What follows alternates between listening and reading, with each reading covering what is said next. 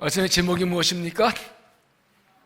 넘치는 은혜의 승리. 사순절을 맞아서 십자가와 복음의 의미를 살펴보려고 말씀 나눕니다. 서론에 중요한 얘기를 드렸습니다.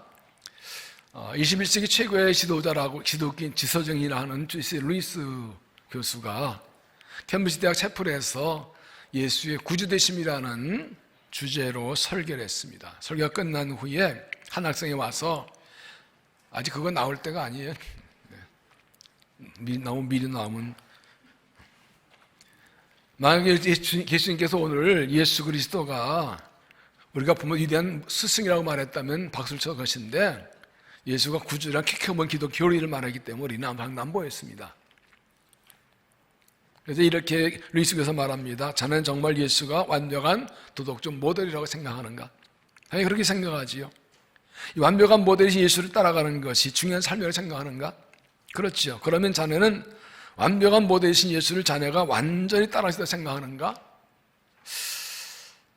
전 생각하더니 완전히 따라갈 수는 없겠지요.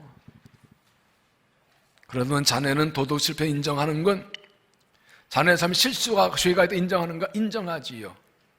그렇다면 정자가 말합니다. 그렇다면 자네에게 필요한 것은 도덕적 모델에서 예수가 아니라 자네의 도덕 실패와 죄에서 자네를 구할 수 있는 구세주 예수가 필요하다네. 구원자 예수가 먼저 필요하다네. 죄인에게는 모델레스 예수가 아니라 구세 예수가 필요하다네. 구주이신 예수 그리스도를 만난 다음에 비로소 그분은 자네에게 도덕적 모델이 될 수 있다네. 참 중요한 겁니다. 많은 사람들이 예수 참 위대한 스승, 도덕적인 4대 성인 그게 나온 상황입니다. 우리가 어떻게 닮아갑니까? 우리는 누구를 따라가야 됩니까? 우리는 죄인인 나를 구원할 구세주가 우리에게 필요한 것이지요. 사순절을 맞으면서 다시 한번 십자가의 도를 생각하려고 합니다. 기독교 중심고리는 믿음으로 어렵다 얻는다는 것입니다. 이 말은 사람의 힘과 노력으로는 얻을 수 없다는 것을 말합니다. 하나님 은혜로만 된다. 은혜로만 믿음으로는 구원받는 것이지요. 여기서 누구나 가진 질문이 있지요. 그렇다면 예수의 십자가가 모든 사람 모든 죄를 다 구하면 충분한 은혜가 되느냐? 2000년 뒤에 돌아가셨고 내가 태어나서 오셨고 내가 죄를 짓기 전에 내 태어나서 오신 예수님인데 그분의 그 희생이 모든 인류의 죄를 구원할 얼마나 되느냐? 결론 말하면 예수님은 우리를 위해서 단 한 번의 영원한 제사를 드리셨다. 우리의 죄를 구속하기에 충분하다. 이것이 기독교의 대전제입니다. 히브리서 9장 28절에 이와 같이 그리스도고 많은 사람의 죄를 담당하시려고 단번에 드린다 되었고 그리스도의 십자가의 희생은 단번에 영원한 한 제사. 예수님이 한 번의 제사, 그 한 번의 희생 제사로 온 인류의 죄를 영원히 대신하셨다. 예수님의 십자가의 희생은 지금까지 왔다간 모든 인간들과 앞으로 태어날 모든 사죄까지 다 구속하고도 남고도 충분하다고 믿습니까? 사도 바울은 지금 로마서에서 이걸 쭉 설명해 나가다 5장에 와서 이것을 아담과 그리스도를 비교합니다. 아담을 첫째 예수를 둘째 아담으로 비교하면서 첫째 아담의 선택과 결정의 결과 그리고 예수 그리스도의 선택과 결단의 결과가 어떻게 인류 역사 바꿔난 것을 말씀합니다. 먼저 할 것은 모든 사람이 죄인이다. 12절에 그러므로 한 사람 말미암아 죄가 세상에 들어오고 죄로 말미암아 사망이 들어왔나니 이와 같이 모든 죄를 지었으므로 사망이 모든 이뤘느냐. 이 아담의 죄를 말하죠. 하나님께서 아담과 하와에게 동산의 모든 다 먹지만 동산 중앙의 열매를 먹지 말라고 하셨는데 그거를 먹음으로 인간이 타락하게 된 것이죠. 이것이 원죄라고 그러죠. 원죄는 죄의 동기와 원인이 되는 것. 죄는 그 하나를 끝나지 또 모든 죄를 불러오게 됩니다. 아담의 타락으로 인간의 본성에 죄가 들어와서 인간이 죄를 짓게 됩니다. 그래서 인간은 죄를 지어서 죄인이 아니라 죄인이어서 죄를 짓는 겁니다. 여러분, 이걸 어떻게 할 수 있나요? 여러분, 갓난아기가 태어납니다. 조금 잘하면 얘는 태어날 때부터 아무것도 없기 때문에 계속 선하게 살아가나요? 다 길러보시면 손주를 보시다 아시잖아요. 조금 지나면 얘가 욕심부려요. 싸워요. 친구 집에 와서 그냥 지가 원을 가지고 와요. 조금만 있으면 거짓말도 해요. 집에서 거짓말 가르쳤나요? 어디서 배운지 몰라요. 나 안 가르쳤다고요? 유전됐어요. 이게 원죄예요. 아담 밑에 모든 사람은 원죄가 있어서 죄를 짓게 됩니다. 죄를 짓게 됩니다. 유혹만 세상에 죄를 짓게 되는 것입니다. 이것을 주가 악로탄다 14절에 그러나 아담으로부터 모세까지 아담의 범죄와 같은 죄를 짓지 않는 자들에게까지도 사망 악로탄의 아담 57자의 모성이라. 죄의 결과가 예수 창세에서 이것을 따먹으면 죽으리라. 이제 이 아담이 먼저 죄를 짓고 죽음이 오게 되는 것입니다. 죄가 나를 다스린다. 이것을 깨닫고 인정할 때부터 구원이 시작됩니다. 내가 뭔 죄인이야? 그런 사람에게는 은혜가 상관이 없습니다. 두 번째 뭐인가? 모든 사람에게 은혜를 주신다. 15절 그러나 이 은사는 그 범죄와 같지 아니하니 곧 한 사람의 범죄로 인하여 많은 사람이 죽었은즉 또 하나님의 은혜와 또 한 사람 예수 그리스도로 은혜로 말미암은 선물은 많은 사람 넘쳤느니라. 아담 한 사람 범죄 본 사람의 죄에 빠지게 된 것처럼 이제 예수 그리스도 한 분의 희생과 순종으로 모든 사람에게 구원의 은혜가 임했다는 겁니다. 16절에 이어서 또 이 선물은 범죄한 사람 말미암은 것 같지 아니하니 심판은 한 사람으로 말미암아 정죄에 이르렀으나 은사는 많은 범죄로 말미암아 의롭다 하시느냐. 죄가 한 사람 때문에 들어와 멸망했다면 예수 한 분으로 은혜와 구원이 들어온 것은 당연하다는 것입니다. 그리고 이것은 하나님의 선물이야. 17절에 한 사람 범죄로 말미암아 사망이 그 한 사람을 통하여 왕을 하신즉 또한 더욱 은혜의 선물을 먼저 자들은 한 분 예수를 통하여 생명을 왕노리라. 여기 15절에 계속 은사, 은혜의 선물, 은혜의 선물, 의의 선물 계속 나옵니다. 선물은 어떻습니까? 누구 맘대로요? 준 사람 맘대로, 받는 사람 맘대로. 준 사람 맘대로. 준 사람 주는 겁니다. 그 사람이 받을 자격이 있든 없든 그냥 주시는 주는 겁니다. 그래서 받는 사람 입장에서는 조건 없는 걸 은혜라고 하지요. 이처럼 우리가 구원받는 것은 우리의 노력과 수고, 자기가 아니라 하나님께서 그냥 주신 선물이라. 중요한 것은 믿느냐는 것이죠. 아담 때문에 온 심판과 멸망은 유전적으로 왔지만 하나님의 은혜의 선물은 내가 믿음을 받는다. 선물이지 나 받기 싫어 그러면 그만인 거예요. 그래서 하나님께 요구하시는 건 단 믿음. 은혜로 갚으시지만 내가 믿을 때 구원받는 것이지요. 로마 10장 11절에 누군지 저를 믿는 자는 부끄러움을 당하지 아니하리라. 누군지 주를 믿는 자는 구원을 받으리라. 나를 위해 오늘 내 죄를 대신 십자가 죽으신 예수 그리스도가 나를 위해 오신 것을 알고 주를 믿어 구원의 은총을 누리고 이 구원의 확증 함사를 가지고 살아가는 믿음이 되시기를 바랍니다. 세 번째 무엇입니까? 넘치는 은혜가 승리한다.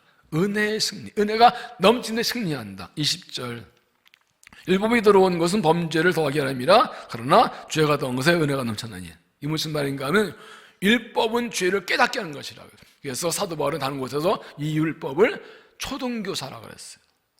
죄가 무엇인지 기준이 되는 거죠.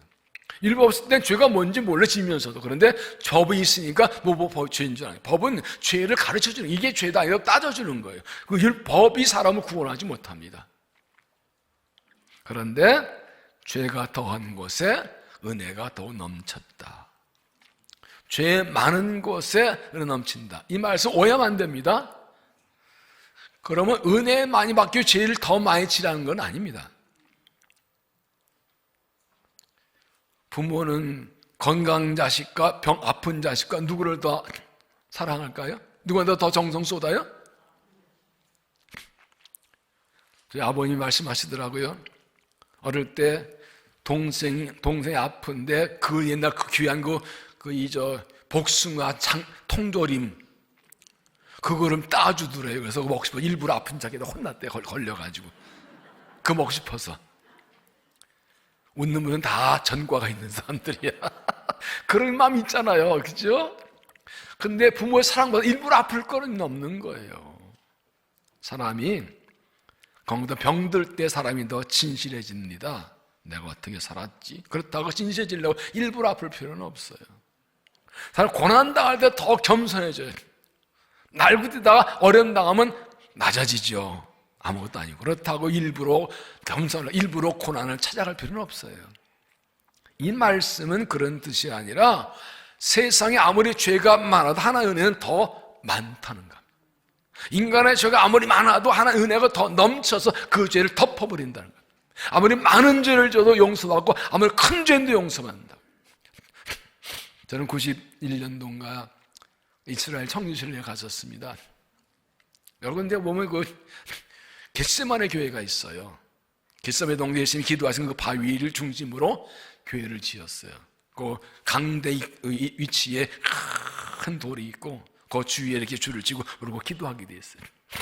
제가 거기서 큰 충격을 받았어요. 제가 얼마 간 적이 있는데 원래 목사님 뒤에서 다 사진 찍으셨더라고요. 나중에 보니까 그런 걸 깬 거예요. 하나님의 아들이 죄 없으신데 왜 오셔서 이 무참한 죽음을 당하셔야 되냐고요. 그렇게 하는 거. 우리의 죄가 얼마나 크고 더럽고 많고 악하면 하나의 아들이 죽으셔야 했을까? 죄는 하나의 아들이 죽으신 것 외에는 인간의 죄를 해결할 방법이 없어요.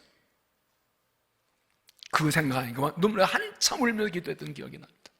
그 은혜 얼마나 감사한지.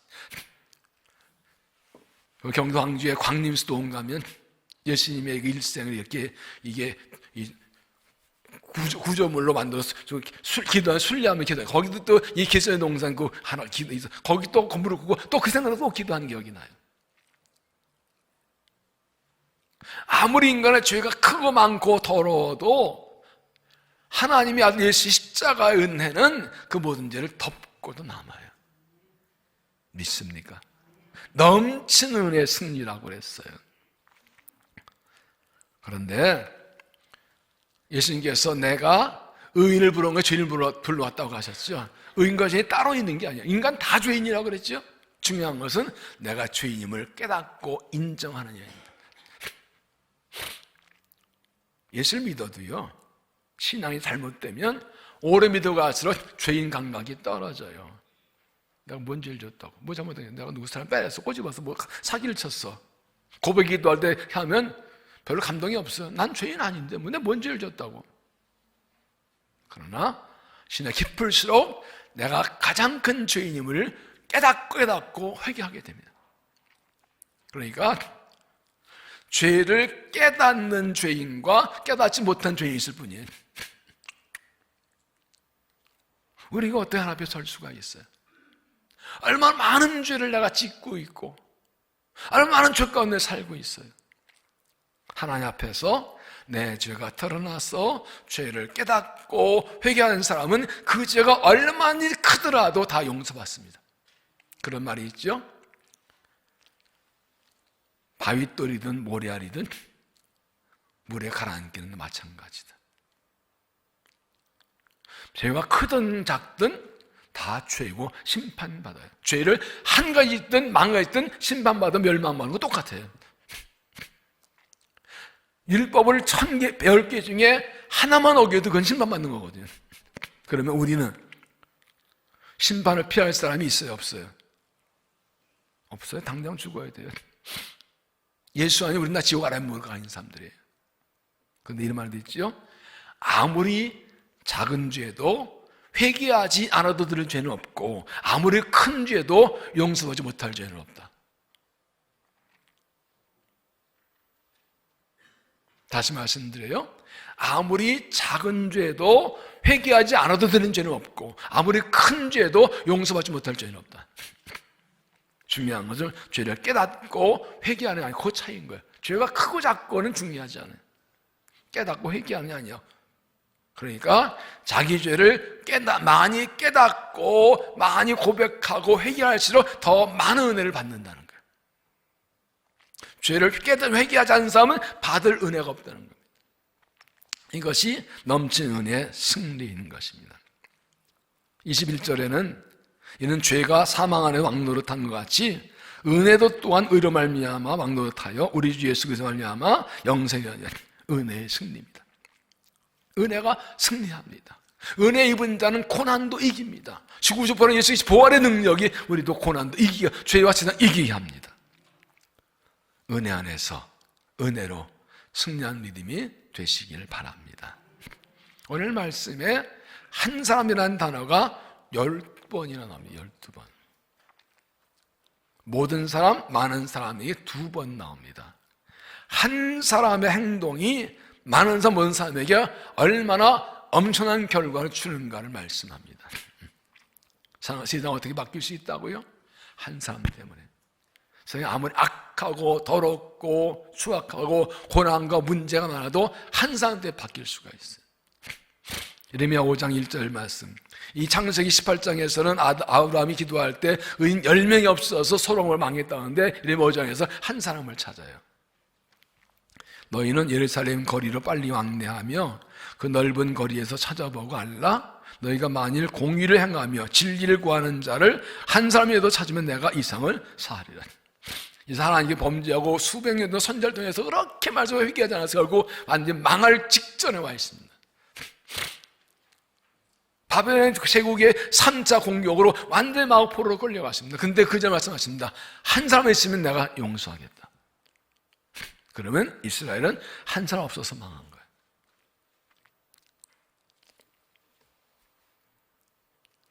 한 사람 죄 때문에 민족 전체가 망하기도 하고 한 사람 때문에 전체가 용서받고 은혜 받기도 합니다.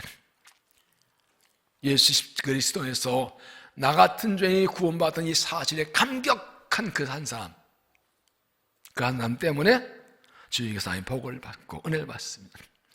결국 이거지요. 아담이냐 예수 그리스도냐.